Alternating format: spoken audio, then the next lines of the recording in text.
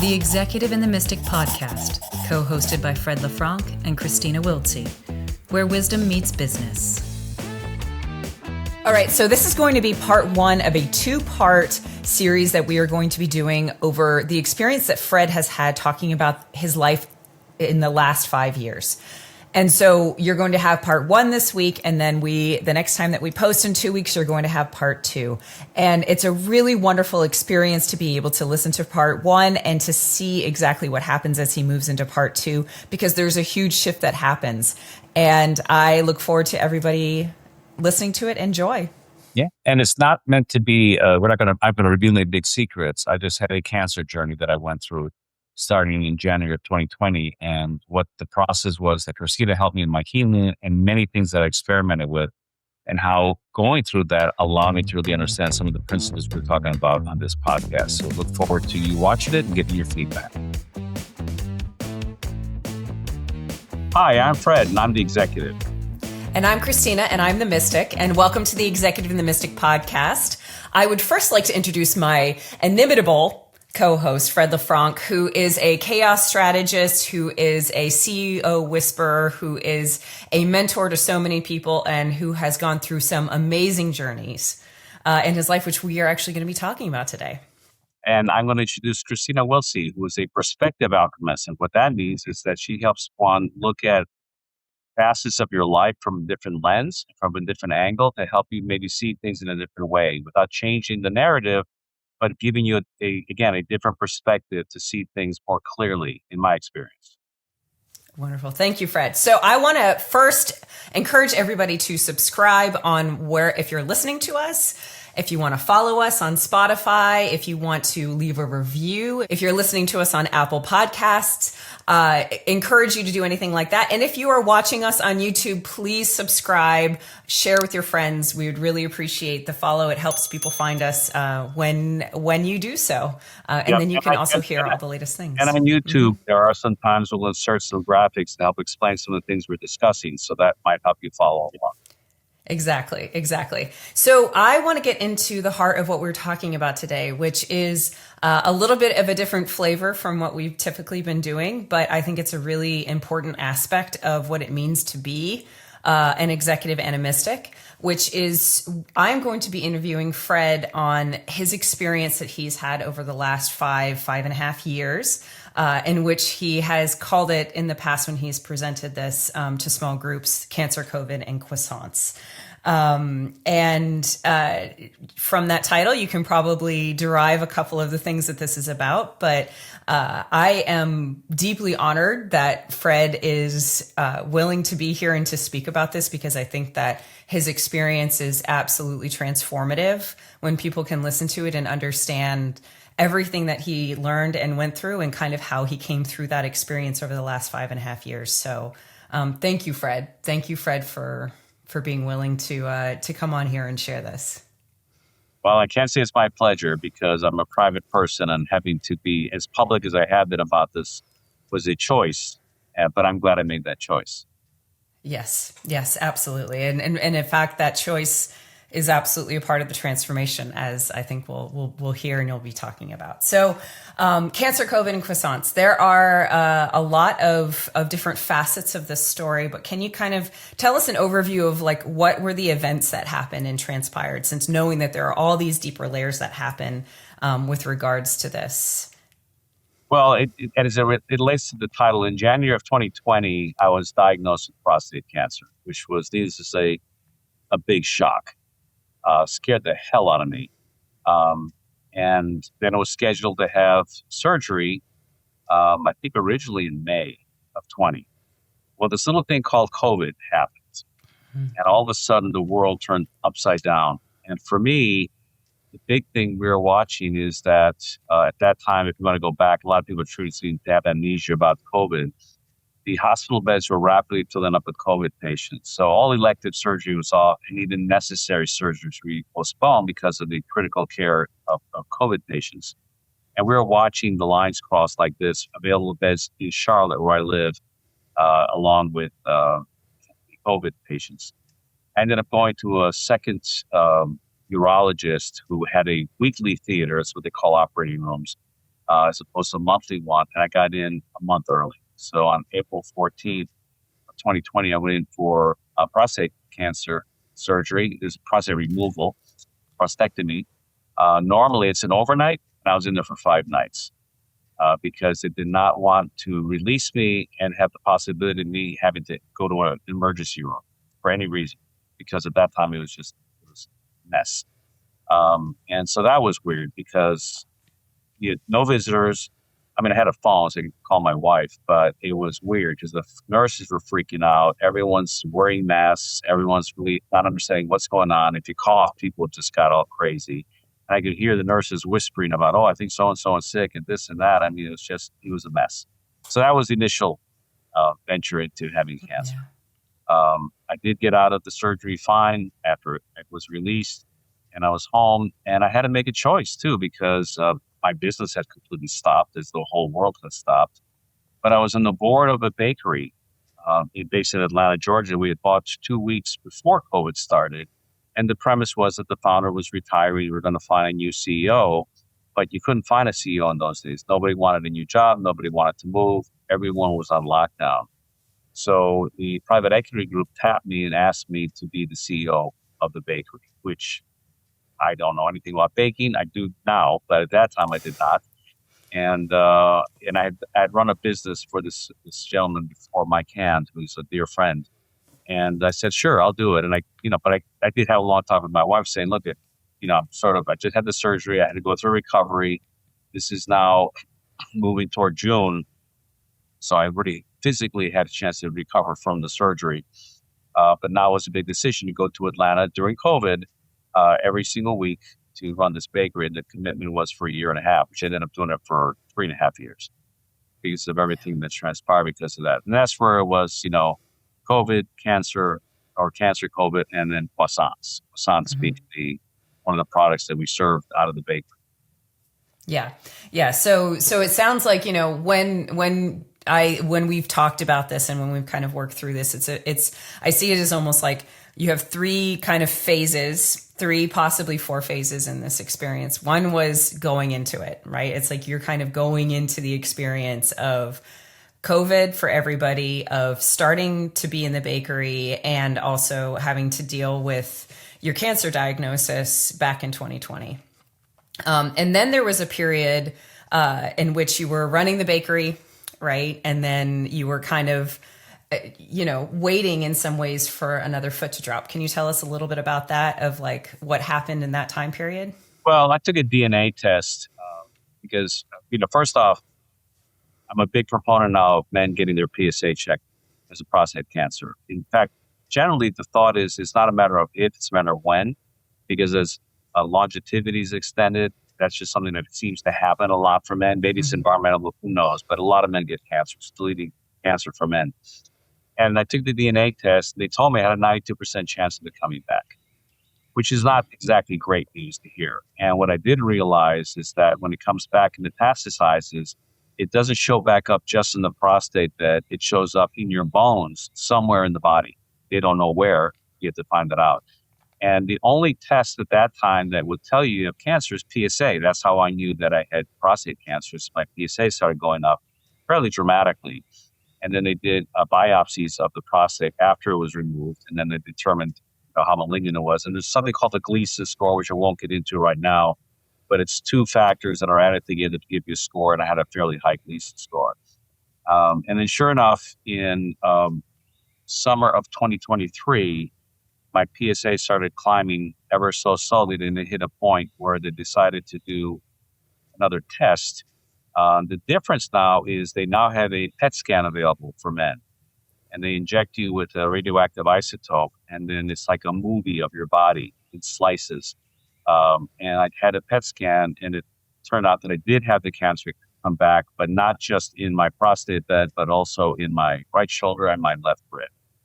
And that was more alarming because if you follow how prostate cancer spread through the body, it just goes out everywhere. And that's not a great way to die, let's put it that way. And so that was a shoe that fell on my head. It was like an iron brick. That was like, oh my God, I got it back. Now what? Yes, absolutely. Absolutely. And in this time period, you were working. This is when, around the end of this time period in phase, if we want to call this like phase two of this, was when we first met. And you were working significant hours for the bakery, right? You were, what did your work look like throughout this time period? Well, I'd fly down Monday morning, and then, the baker's 24/7. So you're there. There are long days. I mean, I've always worked long hours, so that's not new to me. But it's a manufacturing facility, 50,000 square foot manufacturing facility. And plus, during that time, we had 5 waves of COVID. We were trying to, sort of professionalize the systems. It was owned by a great entrepreneur named Sammy Engelman, who did a fabulous job building this business. But we wanted to scale it and grow it and buy other bakeries. So we had a lot of things to do in terms of technology and processes and things like that. We got aggressive on sales. But we were fighting a battle because COVID was tough. Getting people was tough. There was a lot of stress. There was a tremendous amount of stress on top of it. And not that, I'm not a fool, but I didn't understand a lot of the nuances of baking. And the attempt to sort of modernize things, but at the same time dealing with the day-to-day of getting the bread out. Because even though a lot of restaurants in Atlanta did close, we bought a small bakery in Atlanta that was shutting down. We started growing the business, enlarged the workforce. There was just a lot going on. So when this happened in one way, it was not a surprise because there was so much stress at the bakery, and I'm sure it contributed to my health in some way, shape, or form. And I lived in an apartment, for 3.5 years. Even though I went home on the weekends, sometimes I'd stay the weekend because there'd be some event at the bakery that I wanted to be participant on. It had its own, challenges. Yeah, yeah, yeah, absolutely. So, with that understanding, right? We met in about February or March of 2023, and started, and we did some work together in that time period. And it was in the summer of 2023 that you got the diagnosis, and that kind of moves us into this really transformative phase of this experience. And kind of before we get into that, can you talk about in these first couple of years of like how your mentality was, or how did the kind of subtle and non-visible things were you functioning? Were you kind of functioning the same way that you'd always been functioning at work? Did you have kind of emotional, like how were your emotional transformations that happened in this kind of early period when you first found out about your cancer? Well, I think like anyone, if you're told you have cancer, there's fear. I mean, that's the most prevalent. Of course, now fear has many different layers and dimensions and ways it manifests. But yeah, it was scary, terrifying. Plus COVID, I mean, there was that. I got COVID in the middle of this too.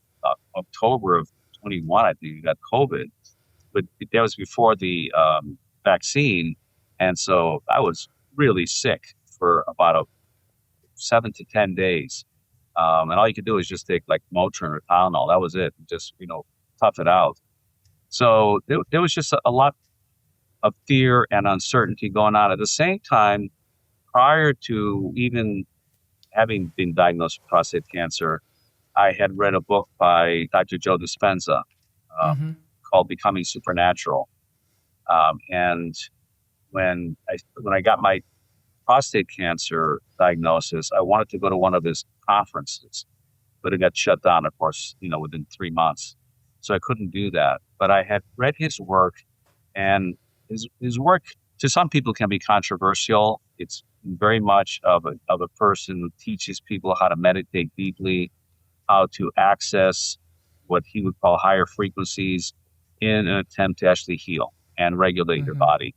And so healing became a very, very important thing. I mean, the work I did with you initially, if you recall, was to prepare me to go to the first conference of his that I went to, which I ended up going to, and it was fantastic. It was, I learned a lot. There's a lot to understand intellectually, but more importantly, I began to realize that I could not necessarily solve all my health issues from an intellectual standpoint. And that was a big awakening for me. And when I got the diagnosis and it came back, then it really triggered me to go into high gear to say, all right, I'm going to definitely do Western medicine, even though it was not my first choice of what they wanted me to do. It involved two things. One was hormone therapy, and the other one was radiation therapy. But I also started exploring these alternative things, which part of that was dispensa and other things they did. This episode is brought to you by Results Through Strategy. Since 2006, RTS has been the go-to partner for restaurants and food service brands, navigating growth, transformation, or recovery. Their team of seasoned industry veterans helps companies rediscover their purpose, realign with their values, and implement strategies that build measurable, sustainable performance. So to give people an understanding of the kind of range of again, the subtle things that we don't necessarily track in the physical activities that may happen. What was your relationship back in 2020 to like control, as an example? Just give people who know you probably understand kind of your thing, but for those who are listening and who don't know that, like kind of describe the way that you addressed the world or things that go wrong back in 2020. Well, I think that was my middle name, control. Let's face it, if you're an executive and you're managing a business, it's based primarily logic, right? There's a lot of logic applied to it. Not that your humanity isn't part of it, but a lot of it is logic in terms of solving businesses. So everything that has to be solved is approached in a very mechanical way, logical way. Seek this, seek that, and try A, try B, then see which will work. So that's how control was. And now I didn't recognize then, like I do now, to what degree I was just stuck in my head from a control standpoint. Through this process that I went through in healing, I discovered other aspects of it to get a different perspective. Back to your purpose of being a perspective alchemist, to help me see that. And in fact, besides talking to my wife about the cancer coming back and metastasizing, you were the second phone call to say, okay, I need your help on this. I want you to partner with me on it. And I had a very specific request, because what I realized is that the thing I was battling was fear. And, I can put on a real happy face. A lot of people do this all the time. People are like, oh, everything's great. I go to conferences and how's everything going? Oh, everything's fantastic. And then you find out that in reality, it's not all fantastic. There's a lot going on, but you don't expose that in a business setting. But we all deal with things in our personal lives. And I'd be getting up at 2:00 in the morning going, oh, shit, am I going to die? We're all going to die, but not yet was kind of my place. I'm older, but I'm not that old. And I at least imagined a life well into, my 80s, maybe even 90s, hopefully in a healthy manner. But this was, it's a shocking news to me, and it really paralyzed me. So I asked you, Kristina, to say, I want you to help me to eliminate fear. And that was a big one. I did in my home, I went outside when I got the news, and, I had my 15-minute pity party, and which I'd done for many, many years. I got a really bad news that really affects me in a negative way. I would give myself 15 minutes to just wallow in whatever it is that I'm feeling. And then I just cut it off. Say, okay, this is not helpful. I already know you enough that it's not helpful to just stay locked into one mode. Because I've been around long enough to know that we create our self-fulfilling prophecies by what we think about. And that's what I wanted to try and do. And that was my initial focus that I asked you to try and do. I even had a conversation with my wife about it, saying, I cannot afford to have you have a smile on your face to be supportive of me, but in your heart have fear.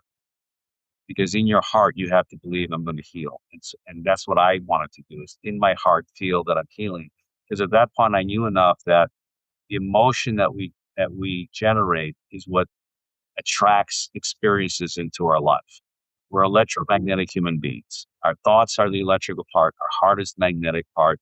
And so we have clear intent through our mind, and we focus on that, and then we experience the gratitude of that state in our bodies. You will draw that to you. And I knew enough about that then at a superficial level. I hadn't experienced it at a deep level, but that I knew that was the course that we had to take.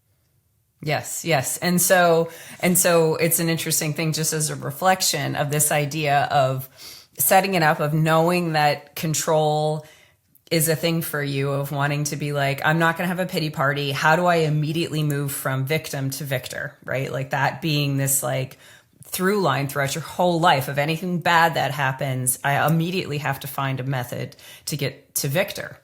And knowing that dispensa in particular was one person who lent you something that was very, like, it's always been a through line from, from everything that you've told me and everything that I've heard from people who know you, as well as what I know of you now, that the spiritual quantum aspect of life and that kind of mystical aspect, it's why you're part, you're an executive who's also a mystic, right? And that Dispenza gave you something tangible in which you could apply that to your life in order to be able to kind of move past this experience, right? You're like, I'm going to do all the typical allopathic medicine stuff. I'm going to go through the radiation, therapy. I'm going to go through the, other types of therapy to be able to deal with this metastasis diagnosis. But I'm also going to open myself up to this other possibility. And Dispenza is going to be one of the first ways that I do it. And I'm also going to take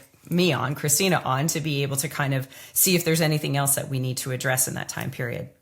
And so, as with so many different things, the experience of walking the path is very, very different than the experience of saying, well, fear, I must cut fear out of my partner. I must cut fear out of my own life. Right. Tell us how that transformed in this kind of third phase after your metastasis.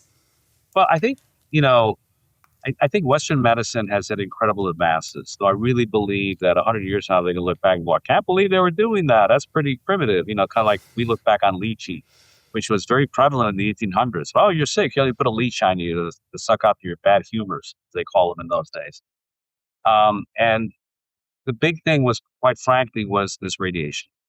I knew enough about radiation, but then read some more, that when they irradiate your body, especially your prostate area, there's a lot of organs down there, and they are killing the good cells with the bad cells. Now, they're basically killing you in order to save you. That's essentially what they're doing. It's like poison. Poison in small doses will weaken you enough to heal other aspects of yourself. And I ended up going to Emory Hospital in Atlanta. I went to MD Anderson Cancer Center in Houston, which is an incredible campus of 65 hospitals. And I did not want to do regular radiation, which is called proton radiation. They had a new thing called photon radiation. Oh, no, photon is the original one. Proton is a new one. The difference is that the classic radiation can radiate something about that big, like a baseball. The other one, it's like a pencil tip that they can go exactly there. And I was adamant that I wanted to try this new, and it's a relatively new type of radiation. There's only like 6 cities in the country. They just built one in Charlotte in the last 2 years. So we did not have it in Charlotte, so I went to Emory and I went to Houston first. But I had a radiation oncologist in Houston and the Anderson say, I'm not going to recommend the proton for you. I have both. And I go, well, why not? He goes, well, look, for your shoulder, for your rib, no problem. Bingo. Pinpoint on it, we got it. The problem with the prostate bed is that cancer is microscopic. We don't know where it is, and we can miss it. You don't want that. You have to radiate it. And so the side effects are significant. They are. There's no way around that. And so I had to accept it. But what I didn't want to do was be like Pavlov's dog, which, if you remember Pavlov's, where you take dogs and tie them to a wire mattress and electrocute. My God. And eventually the dogs just went there in submission. They just said, okay, go ahead, zap me. I didn't want to be that. I wanted to be an active participant in my healing. And that's the victim to victor thing you alluded to. And so I said, well, what can I do to do that? One of them was to study Dispenza's meditation techniques, because he really talks about the fact that you can actually reach a level of vibration. And this is the quantum physics. This is not just woo-woo. This is quantum physics, where you can get to a place where you reach a state that you can actually begin to embody a healthy body, which was weird to me. I didn't quite get that. But it took me a long time to understand it. That was one thing that was big. So the meditation became very, very important. And of course, Kristina, you helped me with several meditations that not just helped me from the standpoint of getting into a deep state of reflection that I just talked about, but also when I was being radiated, I didn't just lay there and get zapped, because it doesn't hurt. Let me tell you this, in 8 weeks of radiation, your physicality goes like this. I lost 15 pounds. And I got weaker. And I was also taking hormone therapy, which basically kills all your testosterone. Well, testosterone in a man is important for a lot of reasons, but it also is what gives you muscle strength. And so all my muscle mass was eliminated pretty much. I'm still dealing with that now. But I just didn't want to lay there. And so you gave me some meditations that as I meditated, I would be active in visualizing the radiation entering my body. The one thing I came to a realization, I remember talking to you about it one day, saying, look, radiation is just another form of light. If you look at the light spectrum, radiation's on it. We can see this much of the entire light spectrum. The radiation's on the part we can't see, but we could surely experience it.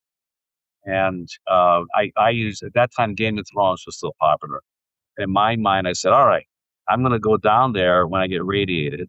And the bad cells are the White Walkers that need to be zapped. And I wanted to protect the good cells as best as I could. And that was my visualization through 8 weeks of radiation. It was just to visualize receiving it. I'll never forget, we had a call once, and you asked me to close my eyes and to visualize that I was giving myself radiation. And I burst into tears. And the reason I did is because there was this pent up fear. The fear was still there. And the fact that I was going to be giving it to myself was, and that's the perspective of like, oh my God, it's not me as a helpless person. I am choosing to give it to myself. And in doing that, when I released that fear and then got into the mindset of, okay, I'm going to accept this proactively, it was a big change. But biggest change was that I had a surrender control. That was the biggest change. Is because it's no longer was an intellectual process. I now had to go into an area where I had to really have faith and belief that this was going to work. That was hard. That was really, really hard. One of the hardest things I've ever had to do. And what I learned was that by surrendering control, I gained control. And that was the paradox that I had to accept. So tell us a bit more about the victory of the heart and the journey that you had to go through.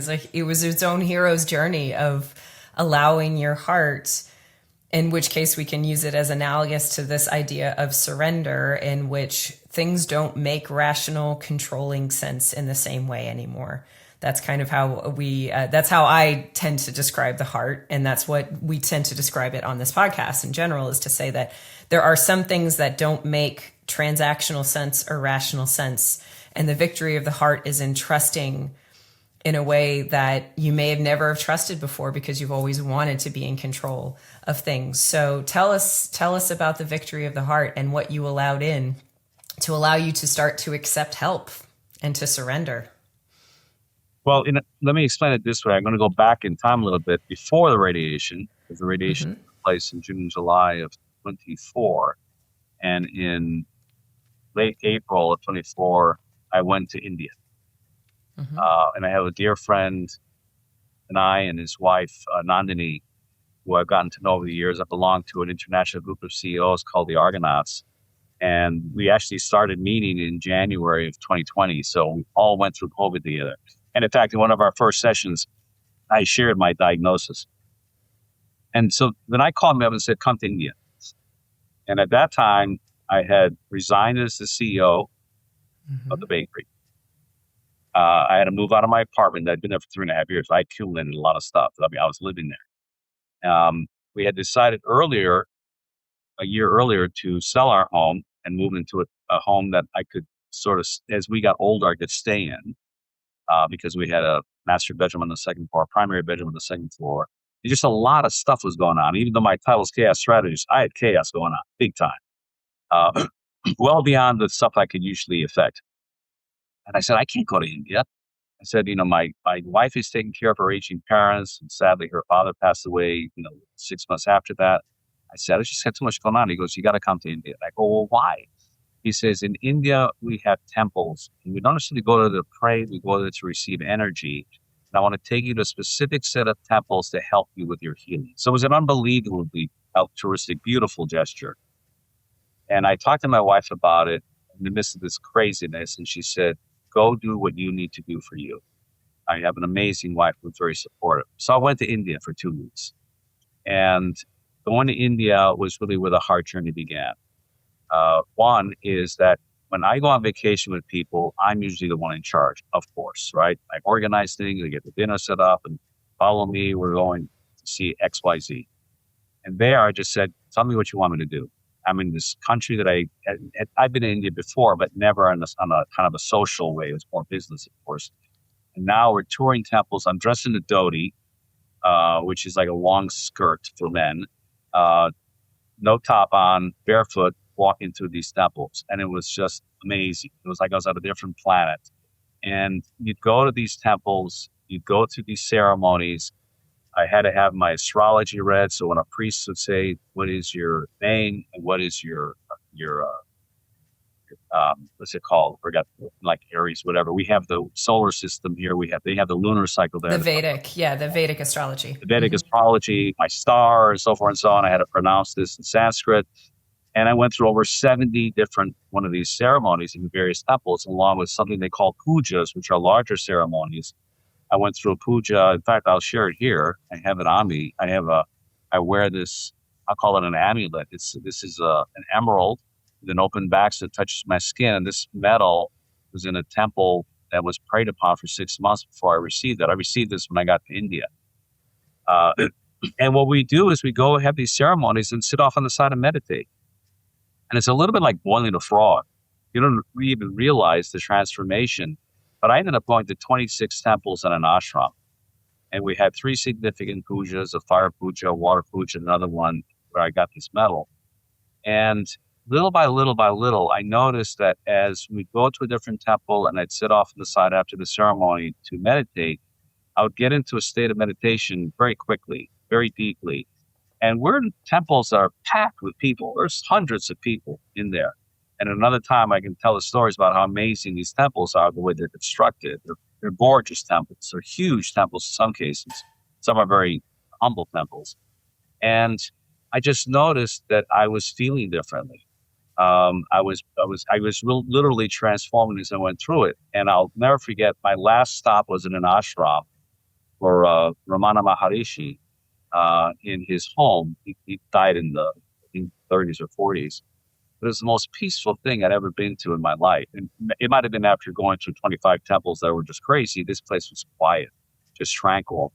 And I know when I came back, my wife said, "Something different about you." And I felt like my heart aura was out to here. My heart really opened when I was in India. And that's the part that I didn't realize. And what I came to the conclusion was that it just tapped into part of my humanity that I had just sort of let sit there for a long time. And that's when I really began to understand the wisdom of the heart, the power of the heart. In fact, there was a client I was working with before I left for India that I would say, kind of pejoratively, somewhat toxic, and happy to be toxic. And I had opinions about that. When I came back, I had no longer had an opinion about toxicity. I just had empathy that he was just a fractured soul. And I could feel empathy for him, and then quickly worked to not work with them any longer. I did not want that energy around, and focused on my heart. And that's really where, coming back and then going into the radiation, I was in a place where I could say, all right, I'm going to start being grateful for being healthy. Not will, could, should be healed, but I am now healthy. And my meditation shifted. And that's kind of how I got to the heart place. Yeah. Tell me about, you mentioned that you stopped at the bakery, and, having personally been witness to kind of the whole decision process that went into that. Tell me about how that fed into the same story, right? Of like, what was the decision? Obviously you were already 2 years past your promised time that you would spend there, but tell me about how that process went for you in making that decision, and how it was to kind of let go of that. Well, being an executive for decades, I take pride of being successful in business, and the bakery was a challenge. There was a lot of stuff that went on in that bakery. Because I didn't have the experience of it, I couldn't see some of it coming. Now I can see it in a very different light. But having to let go of that was hard, because I had worked just so diligently to turn things around. We had done a lot of good things. I can't say it was a disaster. We grew sales dramatically, much more successful, came out of the COVID, started modernizing the bakery. We had some production challenges, some that were just significantly horrible. And I had to deal with some terminations because of that, and so forth and so on. But it was hard to let go, because at that point it became sort of my reason to exist from that standpoint. And all of a sudden, the focus came on me. I will say again, I already mentioned Mike Hand. When I shared with him my diagnosis, he immediately said, whatever we have to do to help him, we'll do it. He's a good friend for a reason. I call him a foxhole buddy. I met him under different circumstances in different company where I helped him overcome a challenge that he had in his business. And here, did the same thing again, but now just said that your priority is your health, and that's what you got to try and do. And he was magnificent in allowing for me to have a good transition, not just the physical part, that's easy, the financial part, because obviously if I was thinking the big, I'm not going to get paid anymore. And at that point, even though I still have my consultant practice, I wasn't working it. My partners were doing their things, the results for strategy. I wasn't doing much because I had to give so much attention to the bakery. So my income was severely impacted by that, but he allowed me to have a graceful transition, and then I could begin to focus, full time on my health and healing. So there was again a lot of chaos going on. In fact, when I got back from India, 2 weeks later, we moved, and a big part of me said, "Well, I don't want to move until I go to the radiation in my old home," because I knew my old home. I didn't know this new home, and there was all this stuff going on in my head. And in the middle of that, I probably had the lowest point in my life. I'm not somebody who gets depressed very often, but boy, let me tell you something. I was trying to sell a home in a market that was crazy. We already had moved to our new home, so everything was all over the place. I'm going through radiation, and like I said, I lost 15 pounds, and I lost all my strength.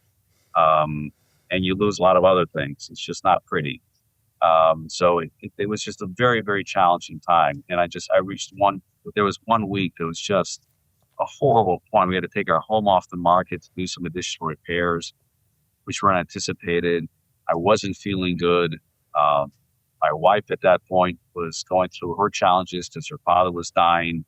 It was a real low point for us. There was a lot of sadness and just sort of like, when is this going to end and what's going to happen? And I had no assurance that what I was going through was going to heal me. That was when I reached out to a friend of mine called Bruce. And he's someone I met years ago at a conscious capitalism meeting. He's an amazing human being. He actually was someone I called when I had my prostate cancer surgery because he gave me, he hypnotized me to help me have a trigger when I went to the surgery room not to feel fear of it or experience pain. So I called him back up. I told him everything I had done. And it's one of those phone calls you'll never forget. It was a Zoom call. He was in his car. And I told him everything I had been doing. He said, "Fred, you've done a great job. Gone to the various medical centers, you've gone to India, you're going through radiation, you're doing your hormone-therapy, but you're focused on the wrong thing." I'm like, "What are you talking about?" Because I told him I want to eliminate the fear. He says, "By focusing on eliminating fear, you're reinforcing the fear. What you need to focus on is love. And love is everywhere. Love is all around you. All you got to do is reach out for it and grab it. It's there." And that was another one of those phone calls where I burst into tears because it just really impacted me. I mean, it just flipped the switch for me because by then I'd gone through India, I'd already experienced an opening of my heart. I'm focusing on these meditations, and when you just said, "Reach for love, it's all around you," I just felt like someone came and hugged me. And I was very, very emotional that day because he was right. And by embracing love, I released the fear. And in some ways, it was, I always use this as an example. If you're hanging on to something like this, you're keeping things in, but you're also keeping things out. When you open up your arms like that and sort of thrust forward, things come out, things come in. So I accepted the love and I released the fear. That's exactly how it felt. And that was a significant change for me because I went from being very depressed at that point. So much was going on. And literally within weeks, I finished the radiation therapy. My old home sold for the price that I wanted, settled into the new home, and was able to just begin to heal from that. That was in July of last year. Of 2024. 2024. The Executive and the Mystic podcast, co-hosted by Fred LeFranc and Kristina Wiltsee, where wisdom meets business.